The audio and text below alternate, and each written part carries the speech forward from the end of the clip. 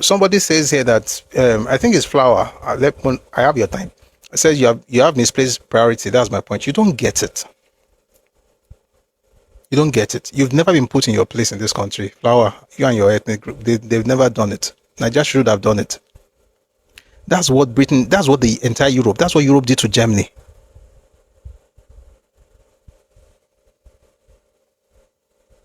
That's what Europe did to Germany. That's what they did to Japan. Not apart from the Hiroshima and Nagasaki thing. Like, they put you in your place.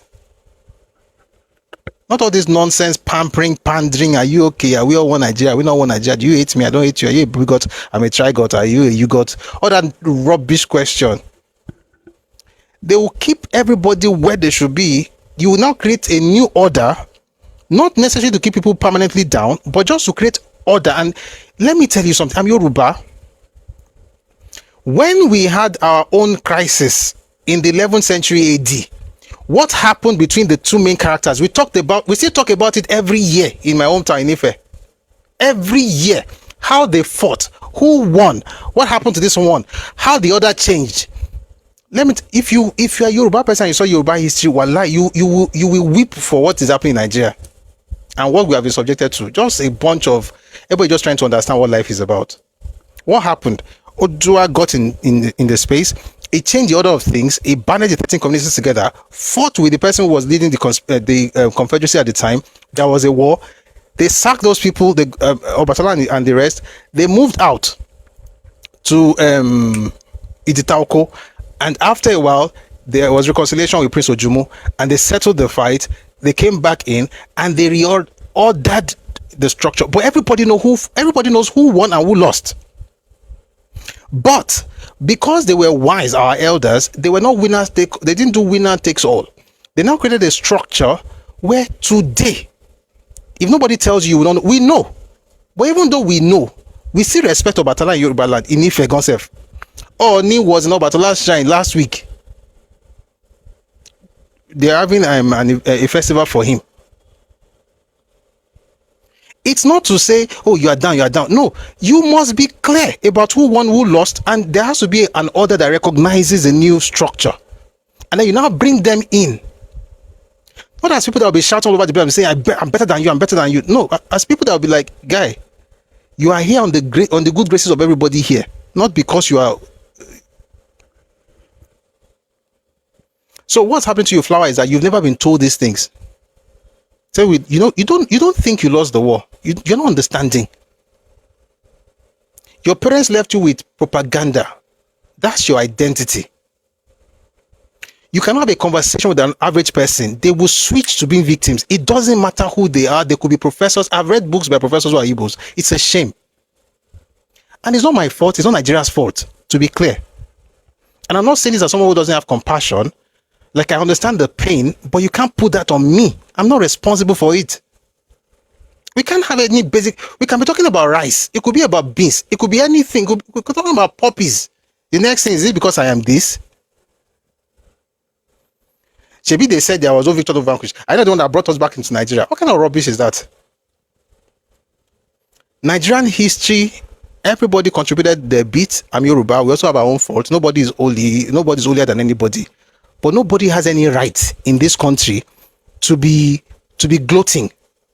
And the ones that have no right at all to do that is from people from the Southeast. No right. No right. And let me answer that question that you wrote. Say you left. If you had left with your own land, nobody would have dragged you back. Your father stole land that belongs to other people. Let's tell you the truth.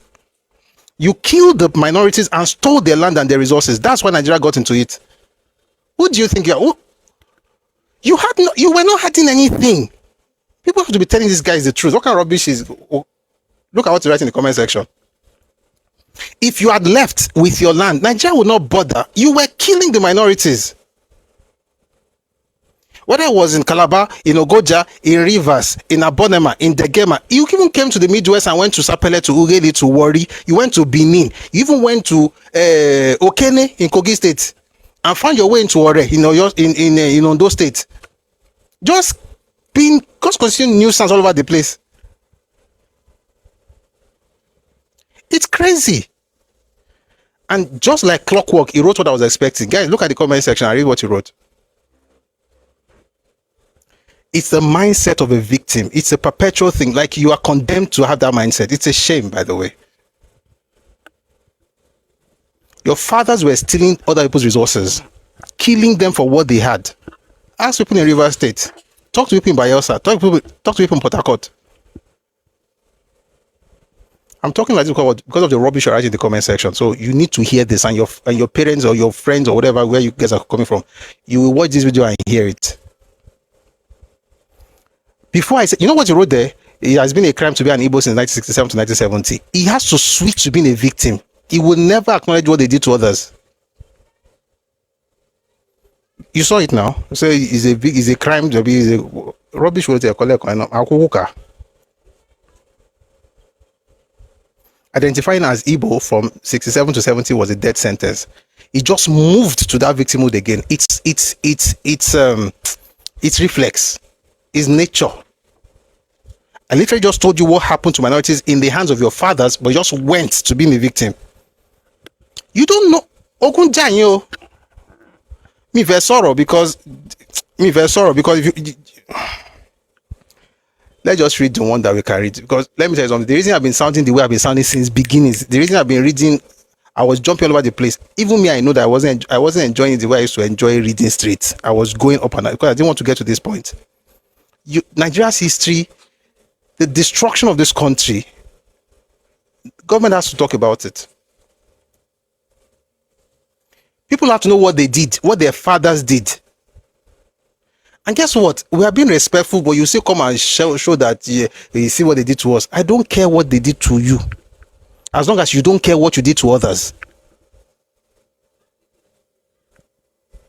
See, I'm always saying that let's show compassion.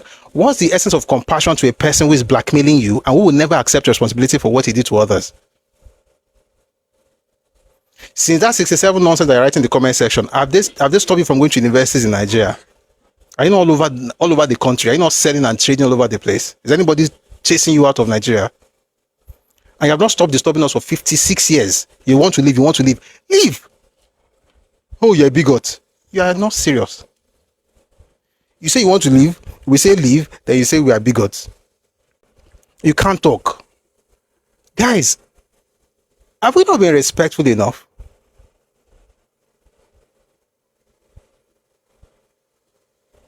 What else should we do to be quiet? Have I not been respectful enough? Nigeria mess up gone. I'm going to send you to the naughty corner because you're a very stupid girl.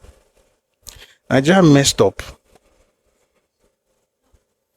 Nigeria's leaders have to fix this.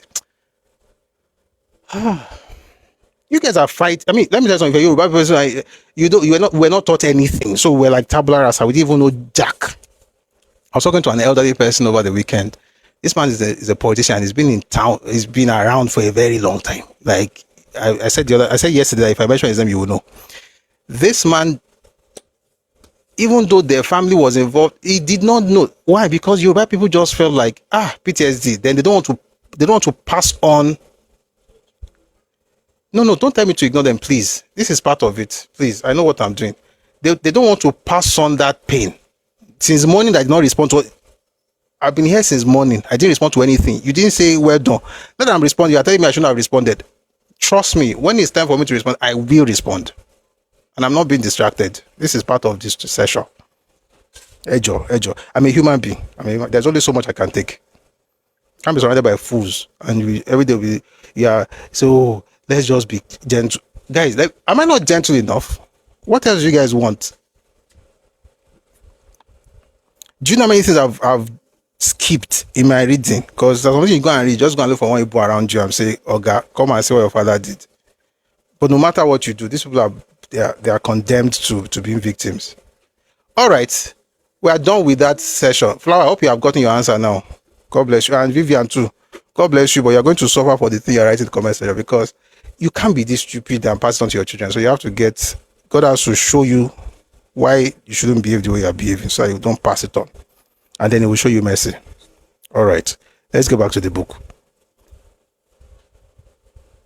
If I read, guess what? I'll read what I read earlier. I'll read it again so that you guys can hear. If you want to org transformer, find one close to your house.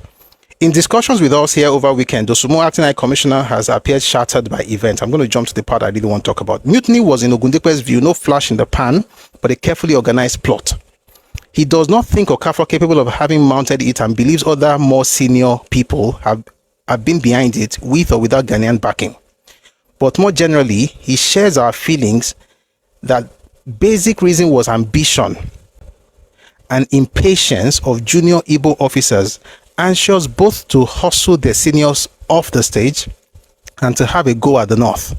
He refers to threats made against him by certain juniors while he was commanding brigade in Nigeria. Why did the Igbos lost everything? Ambition. What did Sardauna complain about in that video in 62? Ambition. When you have unbridled blind ambition, is a product of primitiveness. It doesn't show that you're actually a smart person. Ambition, greed, and selfishness. You had 2 VCs, 2 premiers, the entire civil servant under lock and key in all regions except Western region.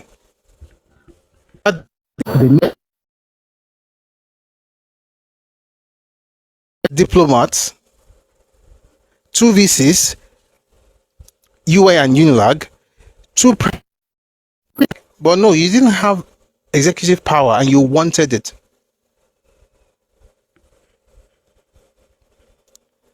That ambition, people think this ambition is good. Ambition is great. Blind ambition is crazy. All this pandering we are doing in Nigeria. Listen, I don't believe in hating any ethnic group, but I also don't believe in pandering to anyone. You're not special. And thank God for what you guys did in 2023 is even good. And I've said it before. One of the things that actually got me talking about these things is actually that thing I heard last year. I said it's important to repeat it. 2 things. I do these things because number one, 2023, you guys started insulting your Bible. I was like, who do you guys think you are? But I wasn't really, I was just like, okay, maybe they had to be correct.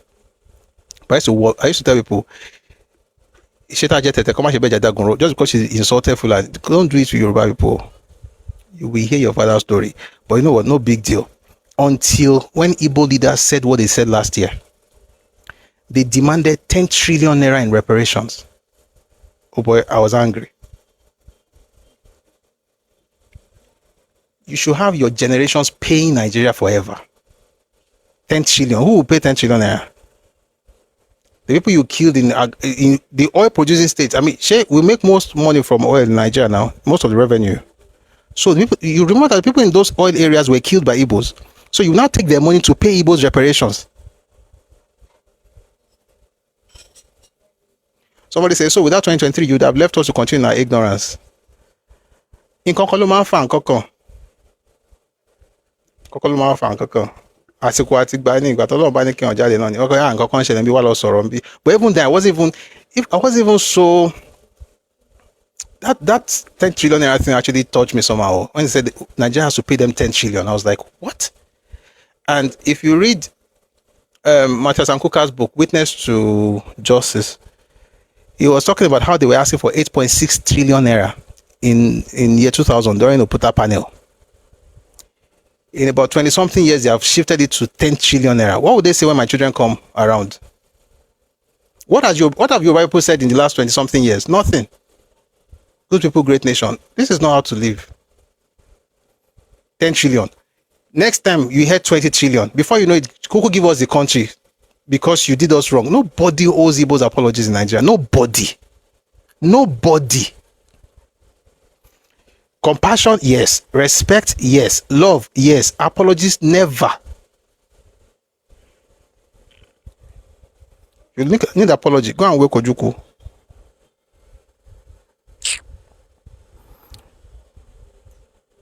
Someone said the money was the last straw. The money was the last straw now, 10 trillion. How can you ask people for money when you destroy their lives, when you destroy their country? You're asking for reparations. And they've raised you. If I read to you what they asked for, if we have time, I'll bring that book. It's somewhere down there. The things they asked for, like, what do these people think they are? Nigeria doesn't talk about the history. So there's a vacuum and you can just fill it with any nonsense. Oh, see what you did to me. What did I do to you? Nothing. It was a war. Do you know how many months it took to convince the Oga not to fight? Papa traveled to Enugu May 6 and 7 for a meeting with him, trying to persuade him. He was busy telling him that they had built the biggest army in Black Africa. I mean, they had no guns. They gave him money, £500,000. Said, use this money to feed your people. This was before the war. This was before declaration of Biafra. Gave him £500,000. Use it to feed people that are returning from the north, because they will need to settle down in the east. Just help them out. They might use it to buy weapons. But I should be the one apologizing. What kind of rubbish is that?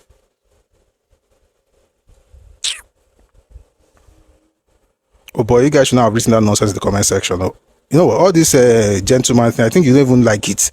I think you actually prefer people that actually insult you. I just don't know how to insult like that. But maybe I'll go and learn for you. But that's not necessary. The point is, I'll try to say what I want to say. I'll still be respectful, sure, but you are very unfortunate.